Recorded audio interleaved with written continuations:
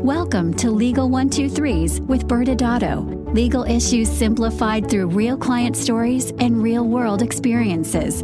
Creating simplicity in 3, 2, 1. Welcome back to another episode of the Legal 123s with ByrdAdatto. I'm your host, ByrdAdatto, with my co-host, Michael Byrd.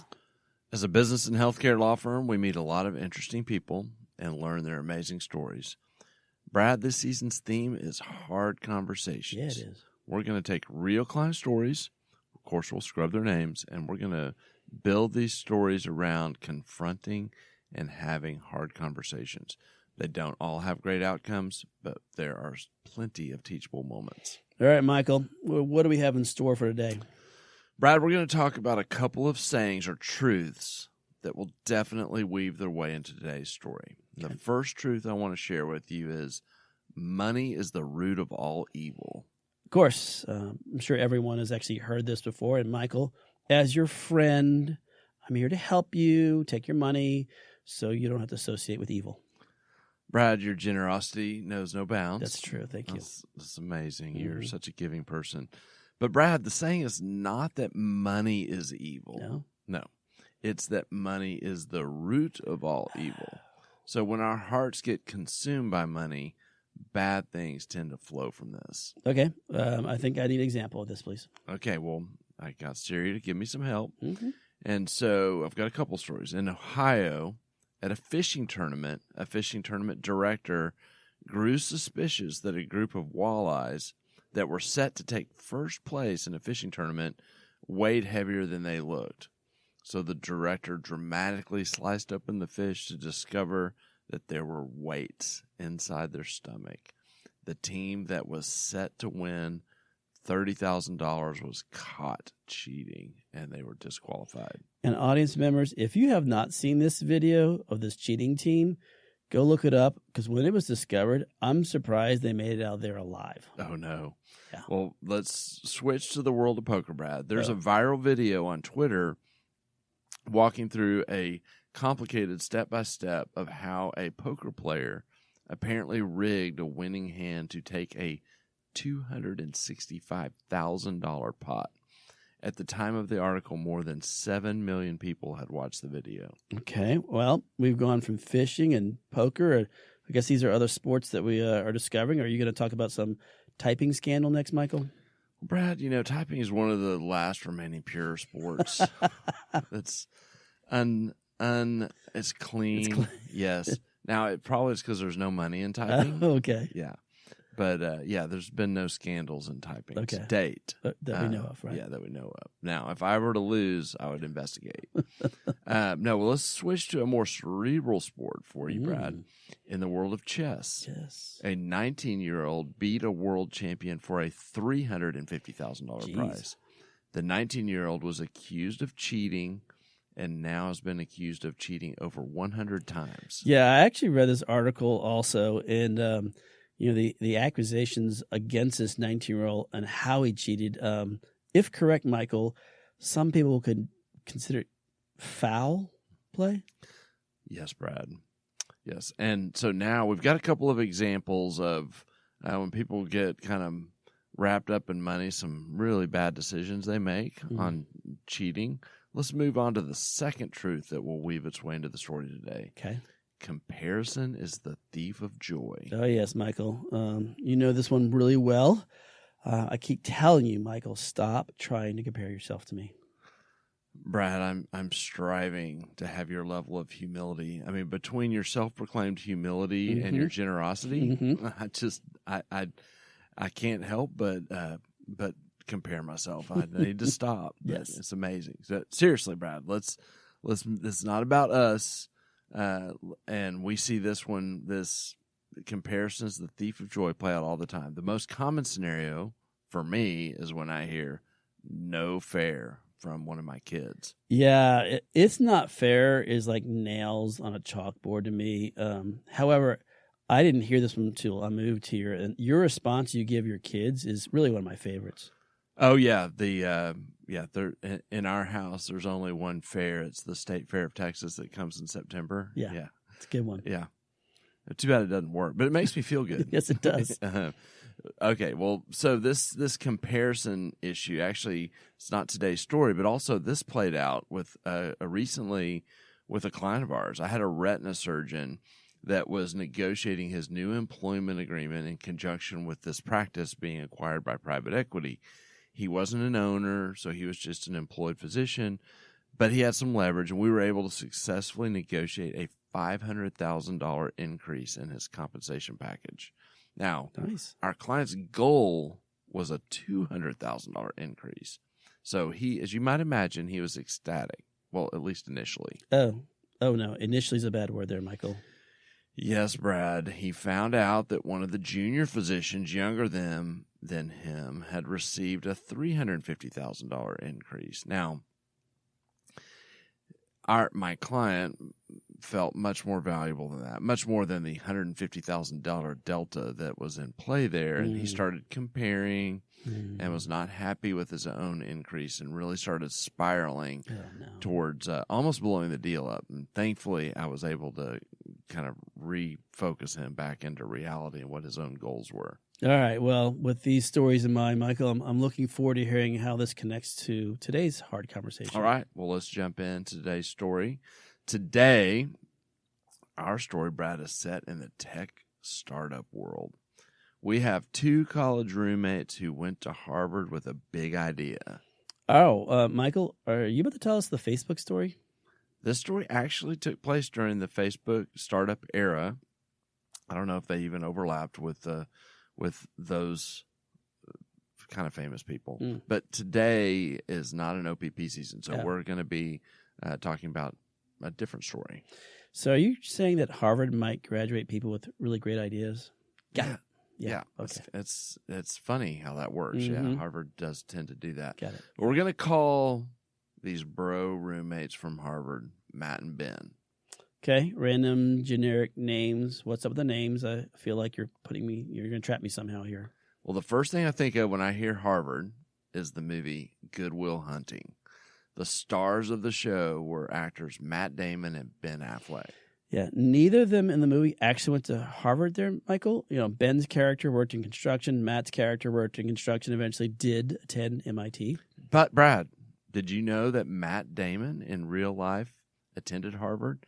I felt like that was a close enough connection that you would approve the names. All right, for the sake of our audience, I'll accept the names so we can get on the story. And more importantly, I'll try to keep my Goodwill Hunting quotes out of the podcast. But, Michael, you like apples?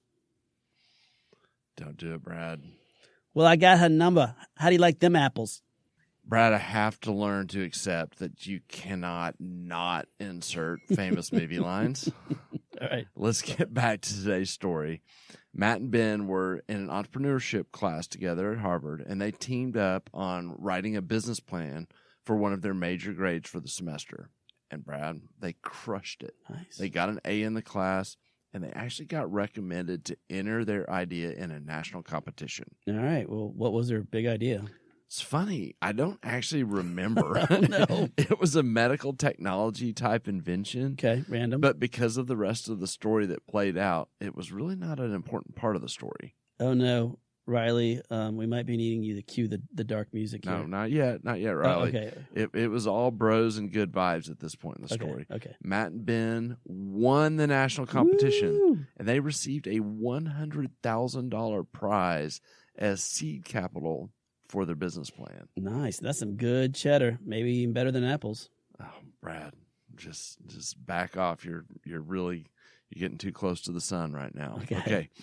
They graduated about the same time, and they decided to start the business with the seed capital. Yeah. Through a friend of a friend, they called me to help them start their new venture. I'm guessing you walked them through the 4C conversations to make sure they were aligned. I guess we need some context, Brad. Let's reset. We've talked about this in past shows regarding the 4Cs. And it's 4Cs are an internal term we use to really more than anything help people find alignment, partners that are going to own a business together. And our belief is that if they can be on the same page on these 4 areas, that the chances of them being on the same page, and more importantly not being on the same page, is is significant. So we have cost, compensation, control, and contingencies. And cost is all about, what kind of capital are we putting in and what are we getting out of it. Mm-hmm. Compensation is, what does our arrangement look like together once we're co-owners in this business and we're running the business together, and how is that set up as far as profits and salary and all that sort of thing. Control is all about decision making, and contingencies is kind of like the prenup, what ifs. Yeah. So Michael, is it time now for Riley to cue the dark music? Well, yes. Okay. I did strongly recommend a 4C conversation, Brad, and they declined. So, Riley, you can cue the dark music. I talked about the importance of having the hard conversation with each other at this time, because it was, as bros that were happy. And I'm like, look, I know you don't want to think about anything negative or hard that could happen down the line, but you want to work these things out. Well, Matt and Ben explained to me that they were bros and did not need that kind of formality at this stage. Sure.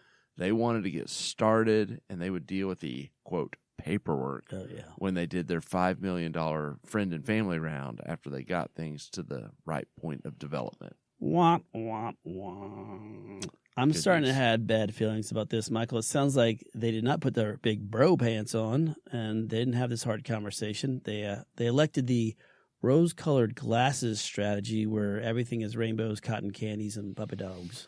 Oh, yes, Brad. Yep. Bros forever. They were going to be 50-50 owners and split everything, and they would work out the details as they arose. And I'm guessing because this story, the story today, and we haven't heard that they had a hard conversation, things may have not gone according to plan, or in this case, lack of plan or lack of paperwork. Yes. Gold star for Brad. Yes. Riley, make sure you put it on Brad's sticker chart. Yes, please. You're exactly right, Brad. The first phase of the business actually was product development on the underlying invention. And Matt was working 12 to 14 days on the actual product itself. Yeah, that makes sense. So what was Ben during this phase? Well, Ben was more the business guy, and he's actually the big reason they won the competition in the first place. Ben wrote a killer business plan, leveraging the big product idea that had originated with Matt. Did they have any employees or office or other kind of overhead? No, great question. They had this $100,000 and decided that they would work out of their homes. They both actually moved into their respective parents' homes after graduation. They didn't want to have any overhead other than product development and applying for patents. And I'll give a little context to our audience. Patent applications are very time consuming. They can be very expensive. One patent application can go anywhere from $20,000 to $40,000 to get it going. And full disclaimer, our firm does not do patent applications. We do work with other people that do this, and some of our data numbers might be a little outdated. Yeah, nevertheless, the $100,000 was spoken for amazingly fast. Mm-hmm. Ben really did not have a ton to do during this first 6 months. Around the 6-month mark, it was time to go raise the $5 million friends and family round. They had patent applications in process, and they had moved the ball sufficiently on the product development side. Yeah, well, Michael, other than skipping this hard conversation, it sounds like things are going great. Brad, even they would have said at this point that things were going great. However, there was a crack in the relationship that was created by these kind of unspoken communications when they kind of ignored things and went the rose-colored glasses route. Matt and Ben did not realize this at the time, but the comparison is the thief of joy truth was kind of starting to expand this crack. Okay, I think everyone, including our audience, is curious what happened. Well, Matt was doing the heavy lifting, and though he knew there would be work to do later by Ben, he noticed that Ben was going out most nights with their college buddies while Matt was working away late at night. The no fair feeling was growing some momentum, but not communicated by Matt to Ben. Uh-oh, so some undercurrents are developing here, but how did that impact the fundraising?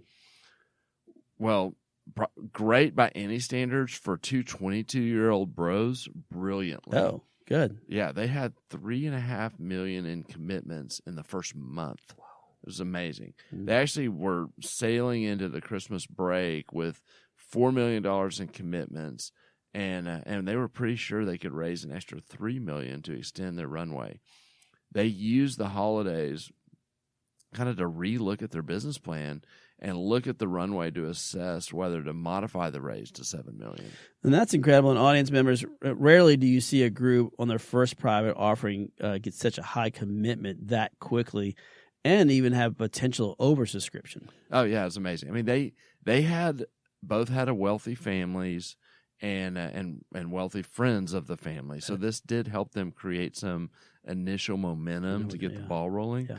But they were quickly going from cash strapped, living in their parents' homes to flush in no time. In fact, in their business plan, built into it was a $400,000 pool set aside for compensation for the two of them after the close. And unfortunately, Brad, the crack was about to split open. Oh, no. I feel like I should be covering my eyes. I don't want to see this train wreck. Yes, Brad, the other truth, money is the root of all evil, was about to come to play. Matt, while carrying this no fair feelings, started seeing lots of green when all these commitments started coming in. And he went into one of those, what we know is really bad, brain loops. Internal conversations are never good. Yeah. And he is having one of those that probably went something like this. This is my invention, and it's going to be worth hundreds of millions of dollars. Ben's not carrying his weight. He's out partying with my friends, and I'm here doing all the work. I need to deal with this now before we get too far down the road. Please tell me he did not act on these thoughts with over $4 million in commitments. Brad, cover your eyes. No. Riley, cover your ears. Money is the root of all evil, Brad. There was nothing wrong with the $4 million in commitments. Nothing wrong with the money, so you don't need to get my money, as we talked about earlier. The evil were in the choices that Matt and actually, after that, Ben made. Matt approached Ben to discuss compensation. He decided that it was fair for him to receive $300,000 and Ben to receive $100,000 post-closing. Did Ben kind of work through and communicate his thoughts with Matt? Yeah, I mean, fair question. Ben had a chance to, work through this and get things back on track, but he went a different route, Brad. Oh, no. He decided to vent with his family. Oh, no. And his family was responsible for about $1.5 million in the commitments, not to mention the introductions they made to their friends. And his family was biased towards their sweet, brilliant, award-winning child. Ben, fueled by the encouragement about how awesome he was, went hard at Matt. The situation escalated. The investors all eventually caught wind. Actually, eventually, it was pretty fast. It was actually like a barn catching on fire. It was that fast. And every single investor backed out, Brad. Matt and Ben, not surprisingly, broke up. And to this day, nothing ever happened with this business. Ugh, so close, yet so far. Let's go to break and talk about some lessons to be learned from Matt and Ben. Many business owners use legal counsel as a last resort rather than as a proactive tool that can further their success. Why? For most, it's the fear of unknown legal costs. ByrdAdatto's Access Plus program makes it possible for you to get the ongoing legal assistance you need for one predictable monthly fee. That gives you unlimited phone and email access to the legal team, so you can receive feedback on legal concerns as they arise. Access Plus, a smarter, simpler way to access legal services. Find out more. Visit ByrdAdatto.com today. Welcome back to Legal 123 with ByrdAdatto. I'm your host, ByrdAdatto. I'm still here with my co-host, Michael Byrd. Now, Michael, this season, our theme is hard conversations.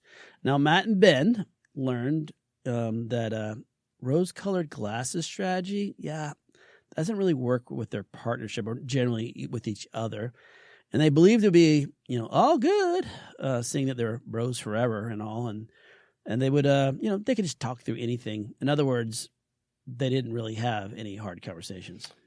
Yeah, I mean, and it's a pretty common scenario that we see. Everyone has, is excited and optimistic at the beginning. To kind of recap, Matt and Ben graduated from college. They had $100,000 set aside to start their business. Yeah.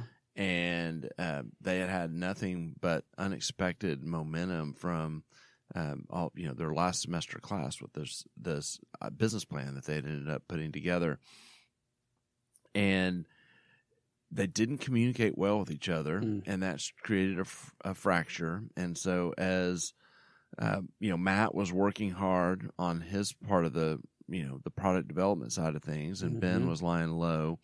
Some fractures started to kind of develop, and we didn't talk about this a lot, but when it came to the fundraising side, Ben actually was back at it. He was the big reason they were so successful in raising all that money so quickly.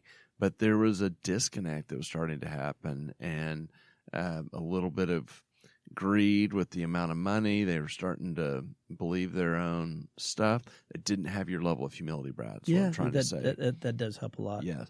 And so things went bad quickly.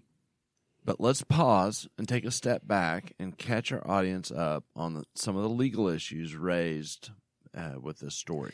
Michael, you kind of addressed this in a story earlier on. When we're working with our clients, we have to help develop their corporate documents, and often we use this internal tool that we reference as the 4 C's, and it really does help let our clients really focus on really the important elements of developing a great customized plan for what they need to happen. And I know you mentioned it earlier in the maybe just got a quick refresher of what the 4 C's are. Yeah, and we're gonna camp out on the C that was the problem here, but the reset is that you have the cost, compensation, control, and contingencies are kind of these 4 areas that you want to get alignment on when you're going into a partnership with somebody. Yeah, no doubt. Now, as you said today, the focus is, and as you and I both know, compensation drives a lot of stuff, right? And so it's an important element, and as in the 4 C's. What are some of the compensation considerations that to consider when you're having these conversations? Yeah, I mean, and it's more than the compensation. It's all about roles and responsibilities. Yep. So think about it this way, because Matt and Ben illustrated this greatly. They figured out that they were going to be 50-50 partners, and that part was easy for them. It's not always easy, but for them, that was the easy part. Right. But they didn't think about the fact that once the business is going, they're going to have to be spending their time doing stuff. And so part of what setting compensation does is it also brings out a conversation about who's going to be doing what. I mean, if it was understood on the front end that Ben was not going to be expected to be working hard, but that he was going to be expected to be the leader on the $5 million raise, perhaps Matt wouldn't have started getting those, built up feelings at the beginning, or they would have worked through it if they would have had that conversation. But the real kind of point to what drives that is, if someone's role is, if they have 2 different roles, are they still going to split things 50-50? Are they going to be paid for their time during the day that they're doing their day jobs? And is it going to be equal? I mean, they kind of assumed because they were 50-50 owners that it was going to be equal until, all of a sudden at the very end, Matt was thinking, I actually think I should get $300,000 and you should get $100,000. And that blew up the whole thing because it was way too late at that point. And I think a lot of people don't realize in a business that there's so many different hats to be worn. And we've talked about this in other shows, but in this particular case, you could have owners being 50-50. That's hat 1. I'm just an owner. Well, hat number 2 is one person could have an actual paid job inside of this business where they're paid for their work performance, while another person's doesn't get paid at all. So in this case, it could have been that Matt gets paid while Ben doesn't get paid anything because he just happens to be an owner and one person takes a salary, another person doesn't. Or even one person's the officer, the face of the business, the CEO that goes out and helps develop the business. And that's part of his job and responsibilities, while the other person's on the engineering side and that compensation can be different. But at the end, if they sell it for hundreds of millions of dollars, they're still 50-50. And having those discussions about what are those expectations, what are the roles that you plan to do, is going to be so helpful. And understanding those hats that they're wearing can be different, and not get too caught up in it. But again, that's probably why that 4C on comp is so important. And you introduced investors that they were coming into it, and that's a big part of the equation. Yeah. First, how are you holding yourself out to the investors? I mean, this is a friends and family round. Yep. Ben was going to his parents to raise money and get the initial momentum going. Yeah. And so that was a really important role, and I'm sure they wanted their prized son to be compensated equally. And so whether they did that or not, they should have talked about that. Yeah. But here's where even more importantly, where the investor considerations come in. What is your comp model going to be? Because the investors are going to put a bunch of money in. Yep. And they don't, of course, want the two founders taking all of it out in terms of salary. And so you have to look at a compensation system for the not just the employees, but the founders. And, there's different there are different models to look at it. There's, one that we call like the enterprise model, which is really built around, hey, what's a fair compensation for the role, Yes. regardless of who's doing it. Yeah. But, we're trying to generate profits here that are going to be distributed. And, of course, with investors, that tends to be the model that you're going to be in. Yeah. When you start getting into small businesses, especially in professional services, you'll have one where it's more of an eat what you kill model. It's like, hey, you're going to go out and you're going to be generating revenue by providing these services, and I'm going to be doing the same. I want to get paid for what I generate. You want to get paid for what you generate, and that's going to happen. But we got to figure out a way to share overhead. Now, there's not a lot of profit left over when you go that model, but that's still something that they need to talk about. And then finally, you can have the what we call the communist model, which is kind of inadvertently where they went by not talking about it. Yeah, because it's we're bros. It's all good. We're going to share everything equal. And, of course, how it usually turns out under this model is what happened with them, which is, they weren't on the same page about roles and responsibilities. It actually, for our clients that do have the communist model, becomes even more important for great communication on roles and responsibilities. Totally agree. So what happened with Matt and Ben? Well, I lost track about 5 years ago. They lost their friendship over this incident, and both went from the entrepreneurial route to becoming employees of companies. Yeah. They're both good people, and it was probably due to maturity as much as anything that they failed to have this hard conversation with each other. So, Brad, any final thoughts as we wrap up today? Yeah, unfortunately, you and I are really too familiar with these kind of stories. You start up a business, when you start up a business, understanding the duties of each owner and understanding the impact the comp will have is extremely important. Much like the different hats we just talked about the owners can wear, it can impact your compensation that the owner versus operator, and there can be big swings in time and energy and compensation. But by skipping that hard conversation, it rarely works out at the end, and that's why it's so important to have in the beginning. And so, Michael, final thoughts. Yeah, I mean, the two truths we talked about today, all of us, every single person has been impacted by them at some point or another. Again, it's not that money itself is bad, but when our hearts get set on the money, it can cause us to make some really bad decisions. And we just can't, as humans, help from trying to compare ourselves, and it robs us of our joy. And I'll say the one thing that you can do to flag whether either of these are happening is if you start having that internal dialogue and that loop going on and you're working yourself up, it's likely that some really unhealthy things happening, and you want to figure out how to manage that and get control of it before you make some bad decisions. No doubt about that. Well, audience members, next Wednesday's show, we discuss hard conversations control. Who gets to make what decisions on behalf of your business and practice? Thanks again for joining us today. And remember, if you like this episode, please subscribe, make sure to give us a 5-star rating, and share with your friends. You can also sign up for the ByrdAdatto newsletter by going to our website at ByrdAdatto.com. ByrdAdatto is providing this podcast as a public service. This podcast is for educational purposes only. This podcast does not constitute legal advice, nor does it establish an attorney-client relationship. Reference to any specific product or entity does not constitute an endorsement or recommendation by ByrdAdatto. The views expressed by guests are their own, and their appearance on the program does not imply an endorsement of them or any entity they represent. Please consult with an attorney on your legal issues.